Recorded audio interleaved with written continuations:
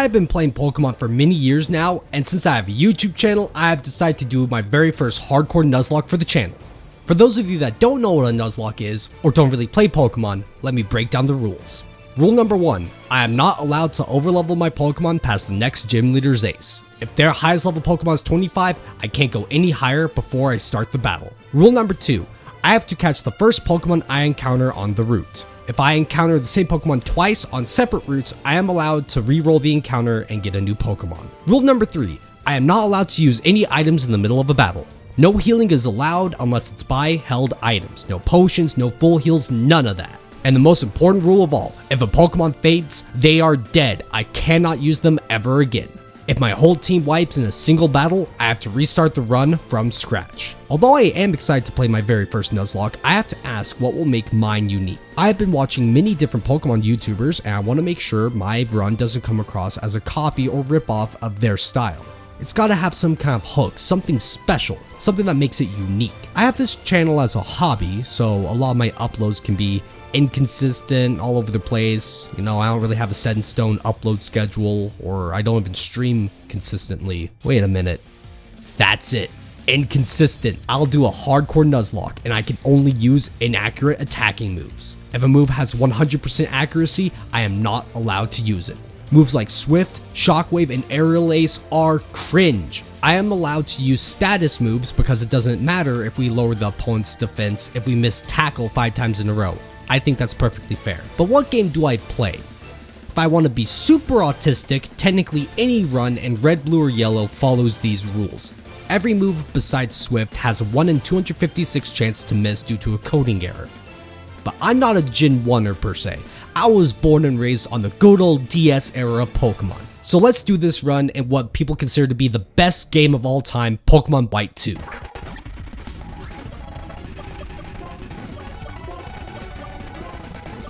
Holy Jesus. What is that? What the fuck is that? Alright, so Gen 5 is a no-go. Thank you, Game Freak, for that. You know, you really cucked me on that one. So let's go to the next best option. Let's play Pokemon Heart Gold.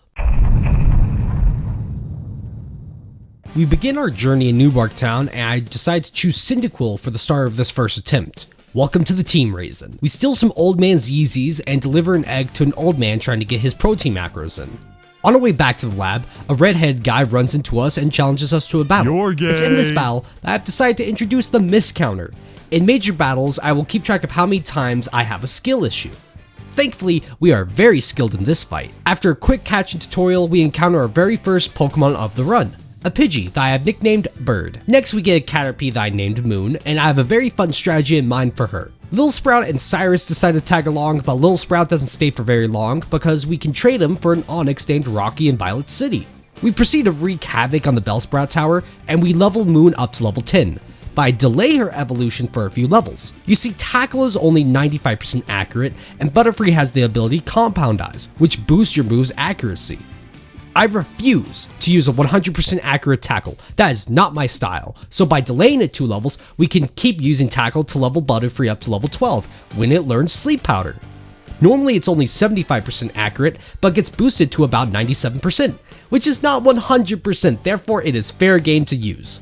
Ree is added to the team, and we enter the Violet City Gym to challenge Faulkner. This battle foreshadows how scary moves like Sand Attack and Double Team can be. We already missed more than the average playthrough, so if enough of these status conditions can stack up, we will be fricked. Thanks to Butterfree's Poison and Sleep Powders and Rocky, we get through the gym deathless and with no misses. 1 badge down, 15 to go. So HM moves aren't all inaccurate, like Rock Smash and Surf. I have to use them in the overworld, so I will teach them to my Pokemon, but I won't use the moves in battle. I catch a Geodude and name him Chronic because he's always stoned. We arrive in Azalea Town and I take some time to hatch the Togepi egg.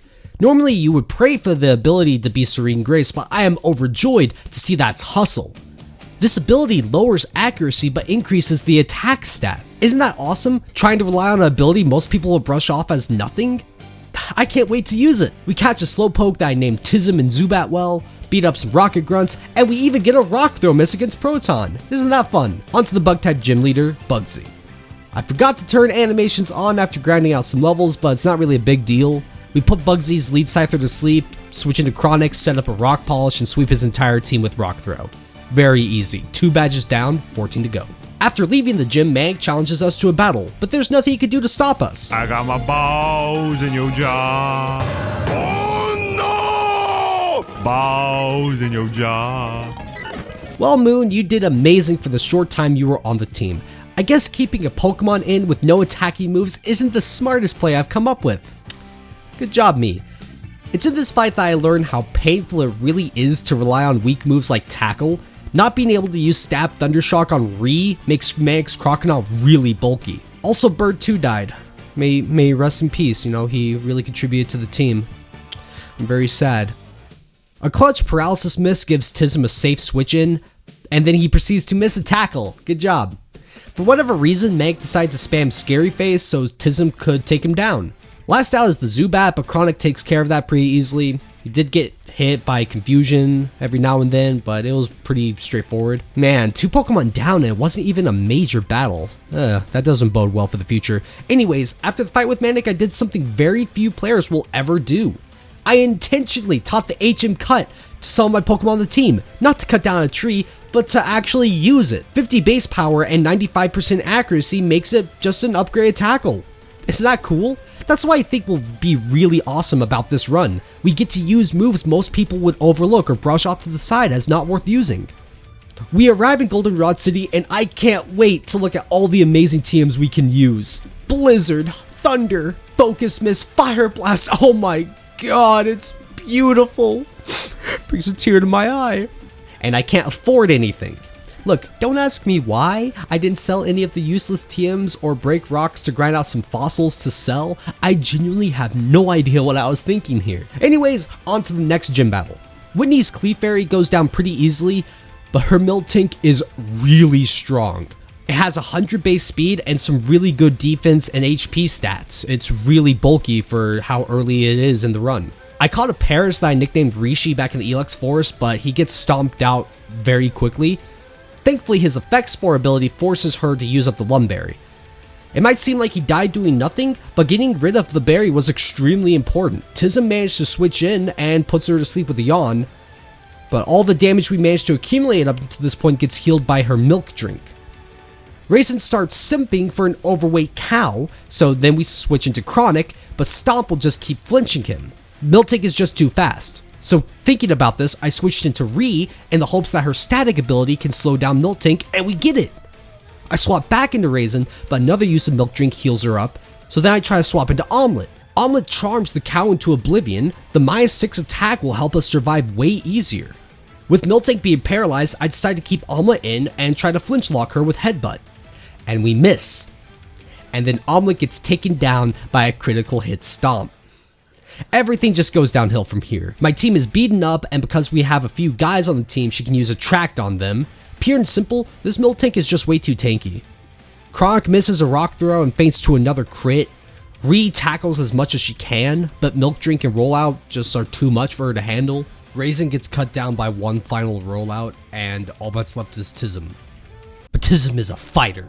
He is so autistic that Miltank's romantic advances don't affect him. We use Curse a few times to buff our attack and defense, and thanks to the combined efforts of the whole team, he slowly starts chipping away at Miltank's HP. She gets paralyzed 2 turns in a row. Every tackle is connecting, but she still has her super potion. She then locks herself into Rollout, but it's doing almost nothing. We tackle and tackle and tackle again, and then she gets paralyzed one last time, giving Tism the one turn he needs to secure the victory. With the entire team's efforts, we managed to pull out a victory from the jaws of defeat. Never give up, always believe in your team. I decided to restart the run from here, but Tism and the rest have given me hope. Hope that we can win even when it seems like we shouldn't. Whitney can cry like a little bitch and hold that L. Alright, so on to attempt number 2. So I learned a good amount from the first attempt. A big thing I learned is that I do not have infinite time to work on this Nuzlocke. To be completely honest, I decided to hack in some rare candies.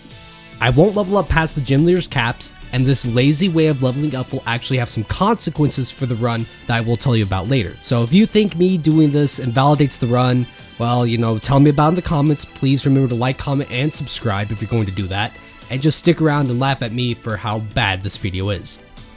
During the first attempt, I realized that Cyndaquil wasn't the best choice for this kind of run. I think Totodile would normally be the best choice for a Heart Gold playthrough, but it has Scratch and that is 100% accurate, so he's automatically disqualified. Chikorita finally gets its chance to shine. Salad actually learns Razor Leaf at only level 6 and it's 95% accurate. We can use a pretty powerful move for this early on in the game. Also, since we're relying on weaker moves like Tackle, setting up a Light Screen or a Reflect can give us the extra bulk we need to whittle our opponents down. Another thing to keep in mind is that Heart Gold Soul Silver has a night and day mechanic, so our encounters won't always be the same depending on when I'm playing the game. We get a Hoot Hoot that I nicknamed TikTok, and a Rattata that I didn't nickname at all. I went up to Route 46 and caught a Geodude that I nicknamed 69, and another Zubat that I didn't nickname at all. Even though I'm not planning on using some of these Pokemon, I still catch them to manipulate other possible encounters later on in the run. When we arrive in Violet City, I talk to Primo in the Pokemon Center. By using a code generator, I can receive an egg for a Slugma. It takes some time to hatch, but I thought it would be a good replacement for Cyndaquil. It even learns Rock Throw. Its slow speed and poor defenses might be an issue, but I'm sure we'll be fine. The cool part of the day-night cycle means that the Bellsprout Tower has a Ghastly as an encounter now. This is a perfect answer for Miltank. Because it's immune to Stomp, she can only hit us with weaker rollouts. So if we can use Curse, it'll only be a matter of time before the Miltank faints. The Grey Ghost is now an extremely important member of the team. After a bit more running around, STD hatches from the egg and it's time to challenge Falkner.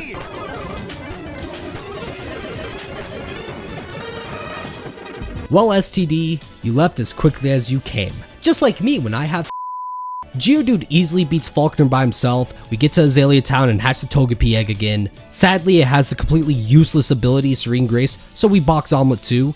I catch Tism too. No! This is Patrick! And once again, 69 easily sweeps Bugsy all by himself. The fight with Manic goes even better this time. No deaths here at all. Want a Sprite Cranberry? Alright, it's time to prepare for Whitney. After getting a few more Pokemon, I added Not the Bees to the team, and in order to get some more TMs, I run back to the ruins of Alph. We can spam Rock Smash for a while and get a decent amount of fossils and shards which we can sell at the Goldenrod department store. It takes some time, but now we have a few extra berries by using those shards and enough money to buy some Protect TMs and even Hyper Beam. Whitney stands no chance this time. Not finished with the Namekian, so let him live for now. Once he tells us about the Dragon Balls, you can do whatever you want with him. Well, in that case, I may as well take my time and enjoy myself. So I'll start with you, Pipsqueak! I open the fight with Not the Beast to take out her Clefairy.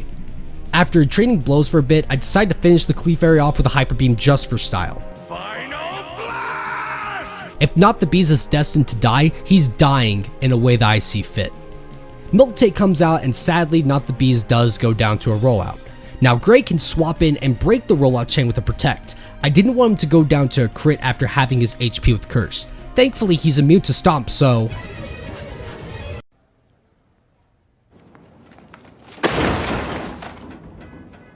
well, isn't that just great? Apparently, her Miltank has the ability Scrappy, which allows normal type moves to hit ghost types. This completely ruins my strategy. In a last ditch effort, I switch into Salad and try to use Poison Powder. The first one misses, the second one connects, but look at that, her stupid Lumberry cures it. Salad flinches on the next turn, so I swap into Patrick in the hopes I can land a yawn, but thanks to flinches and attract, he does nothing. I send out 69 and somehow he gets a few rock throws in. After a bit, I switch into Rat for whatever reason, I don't know, I just felt like it. Rat dies, but it dies to a rollout. I decide to swap into Gray, and unlike at the start of the battle, I instantly use Curse. The Curse kills Gray, but now it's only a matter of time. We just have to stall her out of her milk drinks and her super potions. Is what I would say, but guess what? I forgot that she is locked into rollout. I completely forgot this, I don't know how I did. So I send in Salad, but it dies to roll out. I send in 69 and I was just spamming the A button and I forgot I taught him Protect. So 69 died to roll out too. Milk Tank goes down to the curse, and by some miracle that I can only see as an intervention by God himself or just me being horrible at the game, Slowpoke is once again the sole survivor of the Whitney fight. After she's done crying, I decide to continue the run, just to see how far I can get. I'm not going to really waste your time. I got a few more encounters and arrived in INACCURATE City. I went into the battle with Morty with only 5 Pokemon. I opened the fight with Fart the Coughing, and I actually take down his lead Ghastly with a crit Thunder. He sends in a Haunter, and the Haunter dies to a crit Fire Blast. You know what? We might actually win this. Or that's why I was hoping, until his Gengar with Stab Shadow Ball sweeps my whole team.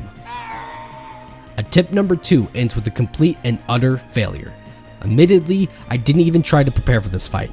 I thought the battle with Whitney sealed this attempt's fate, and that attitude led to my failure. Well, you know what they say, third time's the charm.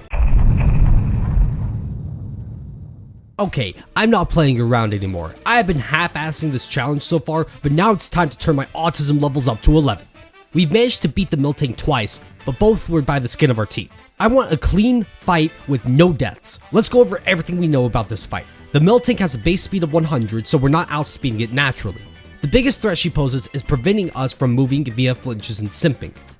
Her ability is scrappy, so Ghastly isn't reliable enough. There's too high of a chance it gets flinched twice and just dies before it uses Curse. But because her ability is scrappy, we know it is not Thick Fat. Thick Fat lowers the damage you take from fire and ice type attacks. Her special defense stat is lower than her defense stat, so hitting her with special attacks seems to be our best option. We can hit her hard with Fire Blasts and Blizzards. The biggest problem is, do we have a Pokemon that can not only outspeed her Miltank, but can also use Fire Blast? Yes, we do, and that Pokemon has been one of our best options this whole time, Geodude, or more specifically, Geodudette.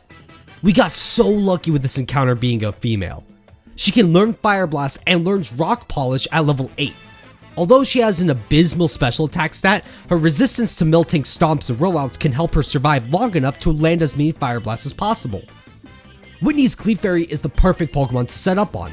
Now we just have to hope she doesn't roll a grass or water type move with Metronome. Now I know what you're thinking, what about Falkner and Bugsy? Here's Falkner's fight. No problem. We'll just consider the first pitch a warm-up. I'm going for nothing less than a perfect game today.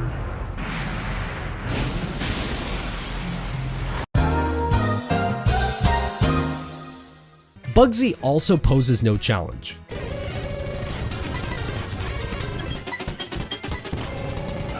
Why am I like this? Man, losing Vegan sucks so much. Poison Powder could have been really clutch, and losing access to Light Screen Reflect makes us even more frail. Okay, whatever. You can't make an omelet without breaking a few eggs, Jack. Also, Omelet 3 has Serene Grace, so in case you were wondering, I've been building up this fight for long enough. We're taking her down for real this time. We have STD2, Tism2, Geodudette, Queen, Flying Weed, and a Bellsprout I forgot to nickname, so I'm just gonna call him AC. We open the fight with AC and put Clefairy to sleep. Now you might assume I'd switch out and set up with Geodudette, but I want to see if Whitney will waste her super potion on the Clefairy. After getting her health low enough, I swap into Geodudette and Whitney uses the potion on the turn we switch in. Perfect! The Clefairy wakes up, but we manage to use 3 rock polishes. We polish off the Clefairy, and it's time to see if all of our planning pays off. But for whatever Arceus forsaken reason, the Miltank still outspeeds us at +6. I get that Geodude is slow as hell, but +6 speed wasn't enough? Are you kidding me? Somehow, we get 2 Fire Blasts off, and one of them was a crit. But her next 3 stomps flinch us. Our next Fire Blast not only crits, but gets a burn too, which is healed by the Lumberry. We managed to get her into the red, but oh look at that, Whitney has another super potion, who could have thunk it? With Geodudette on such low HP, I swap into AC, but 2 stomps kill him. Flying Weed comes in and avoids flinching and then hits a Sleep Powder. I swap into STD2 and get a good hit with Fire Blast. That does some good damage. She stays asleep for 2 more turns and STD2 takes down the Miltank. Although AC did die, I'm not gonna complain. This was as good of an attempt as I could have asked for. So now, we have Morty to deal with. The fight with Miltank took a lot of planning, and I can't just run to the fight with Morty like an Unga Bunga Broly player. I need to have a plan for this fight too. After doing some research, I think I've got a really good one. After arriving in INACCURATE City, we can go back to Goldenrod and receive an EV from Bill. We can then go to the Pokeathlon Dome that was blocked off from us until we beat Whitney and get a Thunderstone after earning enough points, so now we can use Jolteon. Now here's where using rare candies actually bites me in the ass. You see, when you knock out wild or trainer Pokemon, your Pokemon earn effort values, aka EVs. When your Pokemon gets enough EVs in their stats, they will gradually get better. But because I'm using rare candies, my stats are stunted for lack of a better word.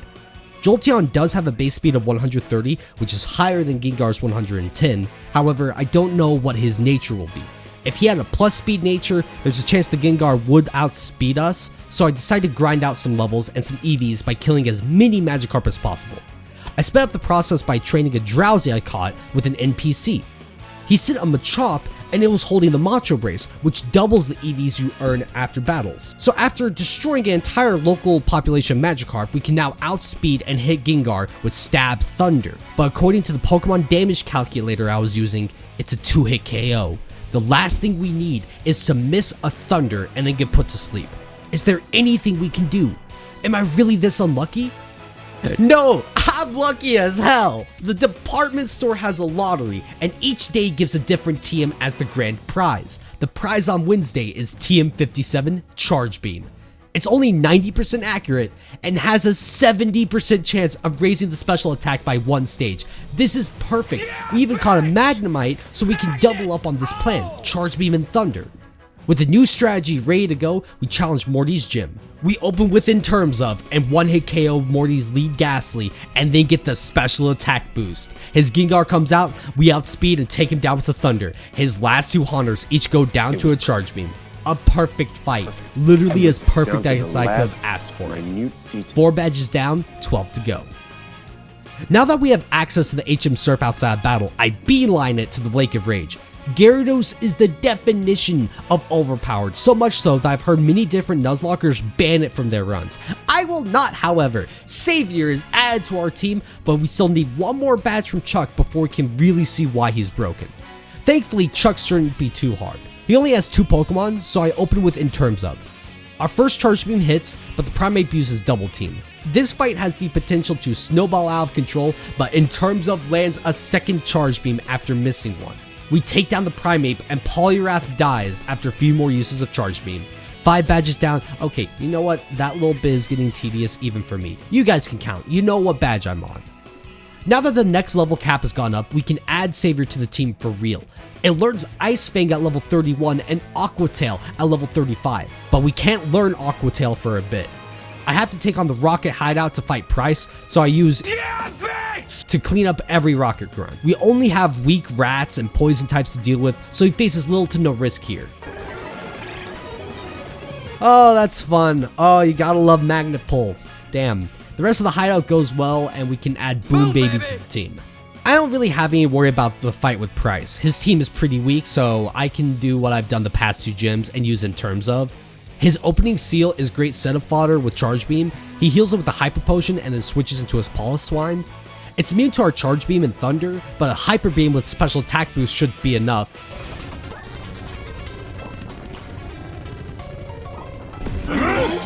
Okay, In Terms Of 100% should have died here, but we get super lucky with the ranges. I then swap into Savior and I miss a Fire Blast, and then we kill the little piggy with the next one. Dugong comes out and I swap into Boom Baby. Another Charge Beam followed by a Thunder is enough to win. Next up is Jasmine, the Steel type gym leader. I start the fight with Geodude and hit her Magnemite with a Fire Blast. It lives, but I predict she will heal it. I use this opportunity to set up a Rock Polish. 1 Rock Throw and another Fire Blast take out the Magnemite. Next up is her Steelix, and it can pose a decent threat. If she uses Screech enough times and lands a few Iron Tails, it's possible she can kill a Pokemon, but luck was not on Jasmine's side today because she misses 2 Iron Tails in a row. Geodude takes down the Steelix with her last Fire Blast, so I finish off her Magnemite with the 3rd hit of Rollout. Now, as much as I would love to go on to the 8th gym, we have to finish the Rocket plot. It is extremely tedious and boring. What starts with F and ends with UCK? fire truck. Savior easily clears out the Rocket executives by himself. I'm starting to see why challenge runners ban Gyarados from their playthroughs. He's crazy strong. He takes down Archer's Houndour and Houndoom by swapping to Geodude to handle his final coughing. On the way to Blackthorn City, we catch a Swinub in the Ice Path. This little guy can add a lot to the team actually. It learns one of the very few inaccurate ground type moves, Mud Bomb, and Stab Blizzard sounds disgustingly good. Even more so because the next gym is a Dragon type gym. In terms of can take out the Horsea and Seadra the gym trainers have, and Piggy can take out the Dratini and Dragonair. Oh no! Unless Piggy dies to a crit brine. Claire leads the fight with her own Gyarados, so I open with In Terms Of. Charge Beam takes it out and gets the boost. I set up a light screen on her Dragonair and I swap into Savior. He gets paralyzed, but a few Ice Fangs easily take it out. We freeze the Dragonair, so I swap into Cool and set up some Toxic Spikes, but it instantly thaws out. We do get 2 layers of the Toxic Spikes up, but Cool is getting low on HP. I swap into but he misses a Fire Blast. A Thunder doesn't take out the Dragonair, so Tism 2 swaps in to kill it. Now I want to stall the Kingdra as much as possible in order to let the badly poisoned take down the Kingdra before she can full restore it. It goes alright because Tism 2 has Slack off to heal, but a crit sniper boosted Dragon Pulse takes Tism 2 out. I send out In Terms Of to take down the Kingdra with Thunder, but he misses, and he too dies to a Hydro Pump. In terms of Pokemon that contributed to this run, you possibly have done the most. Savior comes out, but his paralysis really hurts. He's outsped and gets hit by a Hyper Beam, but he lives! Although he doesn't move, the poison and a final Ice Fang managed to take down the Kingdra. We lost 2 great Pokemon, but their sacrifice won't be forgotten. Before we can challenge the Elite Four, I have to beat the 5 Kimono girls. They only have 1 evolution each, but this fight has the potential to snowball out of control. I level up and evolve a Poliwag I named Ribby into a Poliwrath.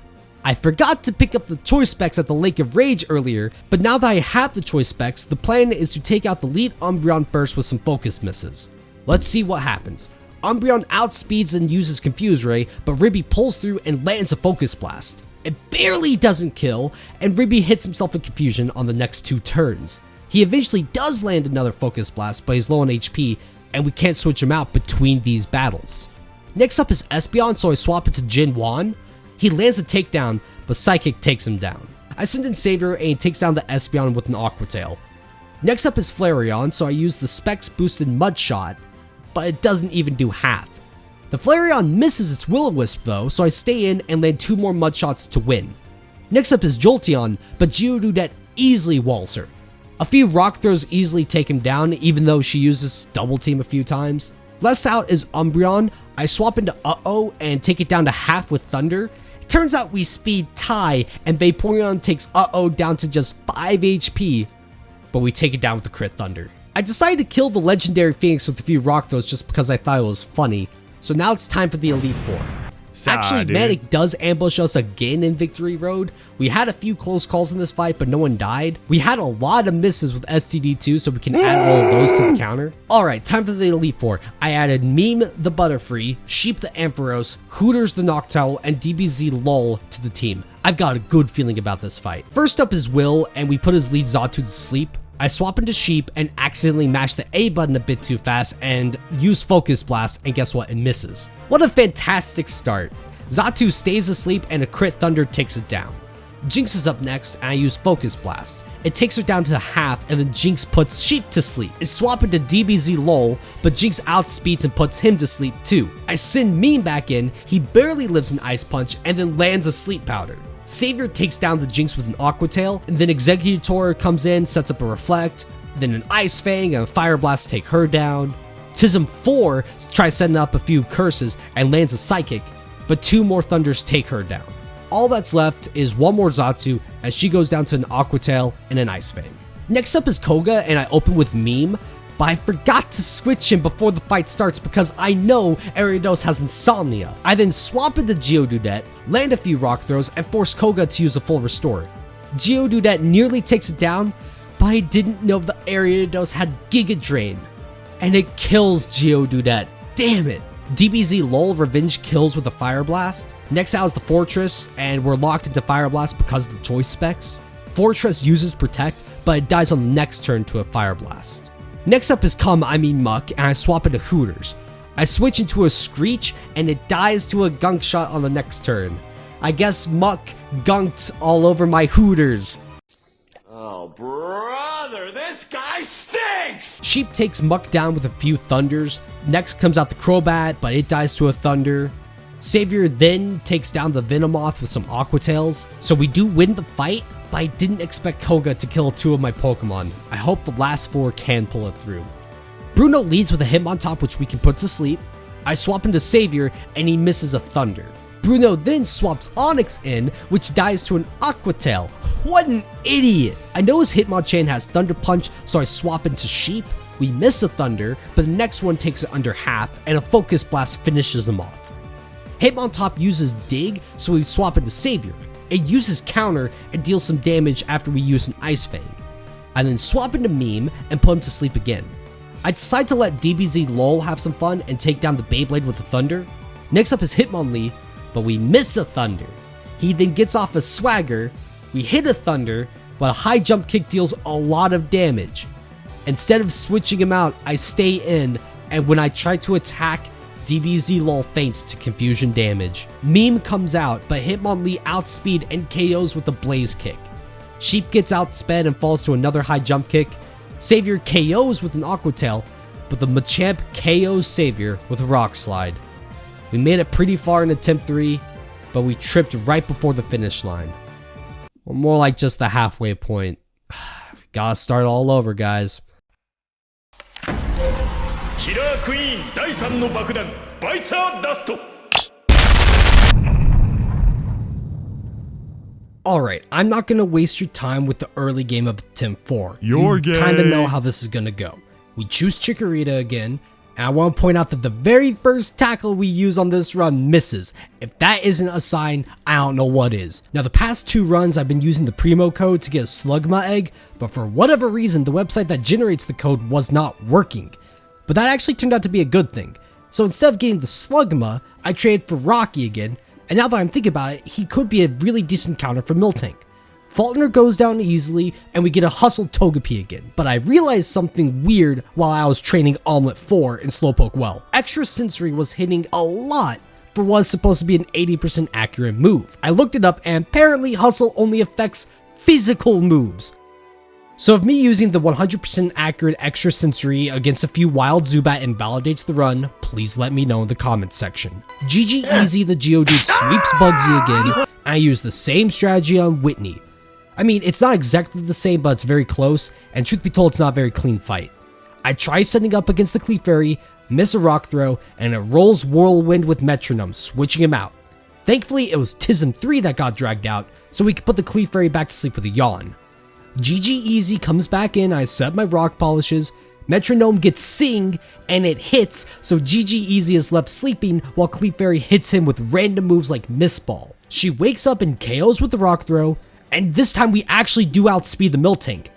But guess what, we missed the first Fire Blast. Her Stomp isn't doing a lot of damage, but GG Easy is already on low HP from the Miltank. I keep her in and use all the Fire Blast that I can. We miss the 4th one, but the 5th one hits and it burns. I send in Rocky and manage to land some clutch Rock Tombs, which will lower her speed. After hitting 2 Rock Tombs, I send in Butterfree. Her nickname is horrible to read in a script, so I'll just call her Tasha.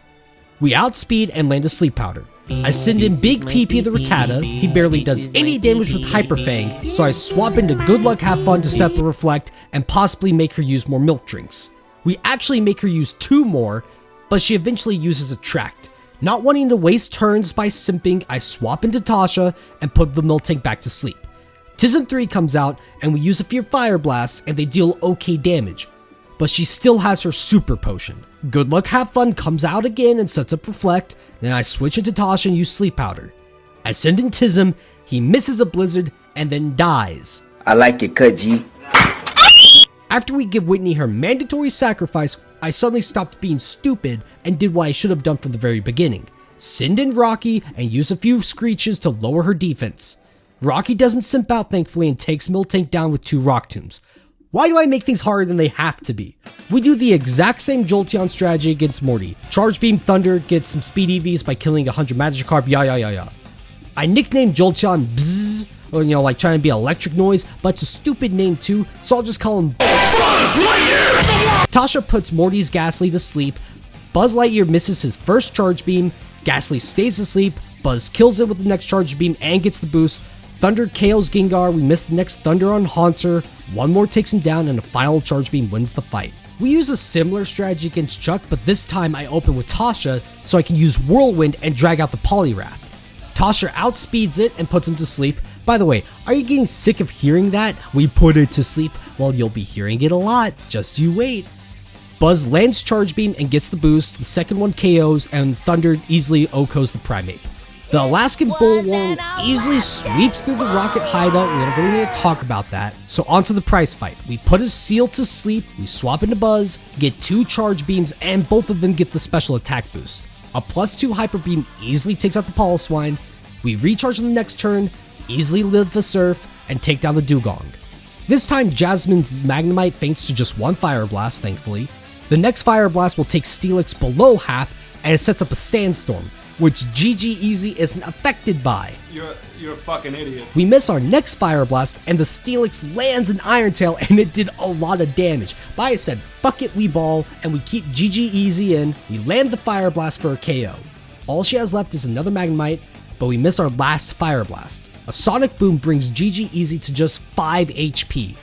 I send in Rocky to lower its defense with Screech. It works, but Sonic Boom is also bringing Rocky pretty low. So I swap into Good Luck Have Fun, we use a Razor Leaf, it crits, wins the battle. Easy.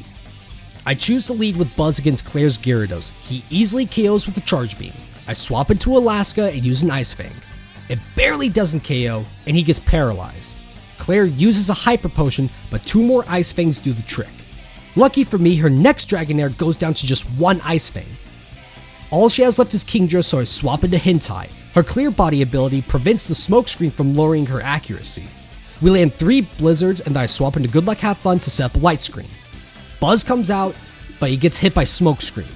We land a Charge Beam, get the boost, survive her Hydro Pump, and then take her down with a Hyper Beam.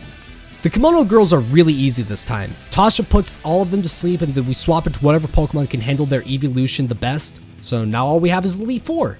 While I was preparing my team for the league, my mom came in super clutch. She may have spent some of my hard-earned money that I asked her to save, but guess what? She spent it on a Choice Scarf. Yes, it's so amazing! We can give this to Tasha to guarantee she outspeeds everything from now on. If you are annoyed that I'm relying on this strategy and 97% accurate sleep powder, well, get ready to be even more annoyed. We are doubling down. We put Will Xatu to sleep and swap into Buzz, but Xatu wakes up instantly. She hits Confuse Ray, so I swap back into Tasha, and then the Xatu uses U-turn to swap into Jinx. I swap into Alaska, I set up with Dragon Dance. I don't know why I didn't let him learn it on the last attempt, but I've learned my lesson. We hit the Gritty a few times, Jinx wakes up and uses a Lovely Kiss. We fall asleep, but a Chesto Berry will wake him up. We miss our next Aqua Tail, but Jinx also misses her Lovely Kiss. An Aqua Tail beats the Jinx, a Xatu, and then Ice Fang beats the Eggy Boy. Fun Bro kinda walls Alaska, so I swap into Buzz. We hit Charge Beam and bring Slowbro down to just half, but an Amnesia will keep him alive after our next Charge Beam. Will heals it, and we finally get the Charge Beam boost we need. We missed 2 Thunders in a row, but 3rd time's the charm and Fun Bro is banned. Will's last Xatu dies easily as well. I open up with Alaska against Koga and I tell him Fire Blast over Thunder. We use Dragon Dance against Koga's Ariados to take it down with the Aqua Tail. He sends out Fortress and I predict the Protect and use another Dragon Dance. We miss a Fire Blast, but Fortress can't really do anything. He protects our next Fire Blast, but the 3rd one does take him down, and we sweep the rest of his team with Aqua Tails and Ice Fangs. Okay, we finally reached Bruno. We're all alive, we're all good, we got a game-winning strategy. Take a wild guess what I'm about to do to win. If you guess put to sleep and then set up with Alaska, good job, you get a gold star. Now Karen has the potential to be a really big troll. Her lead Umbreon has double team, so not wanting to risk her setting up, I swap into Cancel and hit Umbreon with the Specs boosted Focus Miss. But it barely doesn't kill. A full restore heals him and wakes him up. We miss Focus Blast twice in a row, and Umbreon starts setting up with double teams. This is getting bad. I swap Tasha back in, we miss 2 sleep powders. I say fuck it, we ball. I believe in Tasha, and Tasha comes in clutch by hitting a sleep powder. Umbreon instantly wakes up though, as I swap into Buzz. But luck is on our side because Buzz hits a Charge Beam, and then Buzz proceeds to sweep her whole team with Charge Beam, Thunder, and a Final Flash just for style. It is time to take Lance down. Tasha puts Gyarados to sleep, I swap into Buzz and Gyarados instantly wakes up. We use Charge Beam and he barely lives it, and Buzz Lightyear dies to a waterfall. Ah! Damn it, damn it, damn it! But the fight must go on. I send in Alaska and I use Dragon Dance when Lance heals. I use a second one and then we hit a Thunder, but Gyarados barely lives. It doesn't matter though, because Alaska will sweep his whole team with Aqua Tails and Ice Fangs. We did it! We beat a Pokemon Hardcore Nuzlocke using only inaccurate moves. Thank you guys for watching, and you know that I am lying, because look at how much we have left in the video. We have to go through the entire Kanto region now. Because of how level caps work, I have to start with Janine. We open up with GG Easy, and I set up Stealth Rocks. We take out the Crobat with a Stone Edge. Now, against my better judgment from last time, I keep GG Easy in when she sends in an Ariados, but it doesn't have Giga Drain, and I finish it off with a Rollout. Then the Venomoth takes GG Easy down with a Psychic. Tubby the Snorlax makes his debut, and takes out the Venomoth with a Fire Blast. The Weezing takes forever to take down. It can't really do anything to Tubby, but Tubby's not really doing anything to the Weezing either. We get a long back and forth, but eventually we get a rollout going. It beats Weezing and her last Ariados. Lieutenant Surge is next on the chopping block.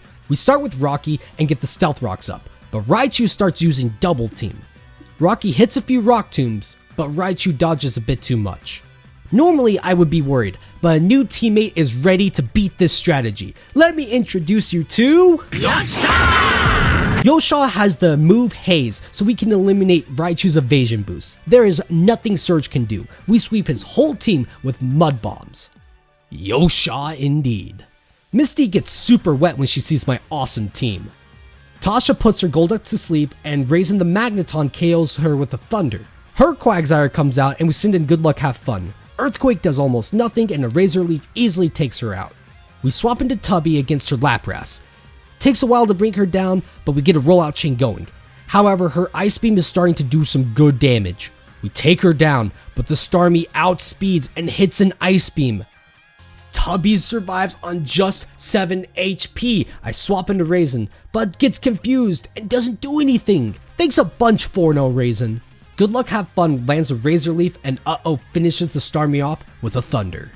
Brock is next and we put his lead Graveler to sleep. I send in Alaska and take out the Graveler with an Aqua Tail. Brock's next Pokemon is Omastar, and not wanting to risk Alaska, I swap into Good Luck Have Fun. He takes down the Omastar, Onix, and the Kabutops. His last Pokemon is Rhyhorn, so I swap into Yosha. We miss a Muddy Water, but the next one wins the fight. Sabrina is by far the easiest one we fought so far. Sleep, Dragon Dance, and 3 Aqua Tails win the fight. That easy. Erica should be pretty easy too. I open up with Sir Yeetus the Aerodactyl, and he KOs her Jump Bluff. Tangela survives the fly, uses Ancient Power, and gets the Omni Boost. The next fly only takes it down to half, and an Ancient Power kills Sir Yeetus. Damn, I am sorry bro, I did you dirty with that one. Chi-Chi the Dragonite finally comes out and KOs with a Fire Blast. Her Victory Bell, for whatever reason, sets up a sunny day, which makes her Fire Blast even more powerful and also perfectly accurate. But since I didn't set up the sunny day, I say it's fair game. If you disagree, let me know in the comments and I will give you a full detailed explanation on why you are wrong. Next up is Blaine. Alaska sets up Dragon Dance and sweeps his whole team. Get wrecked, Boomer. Hold this L.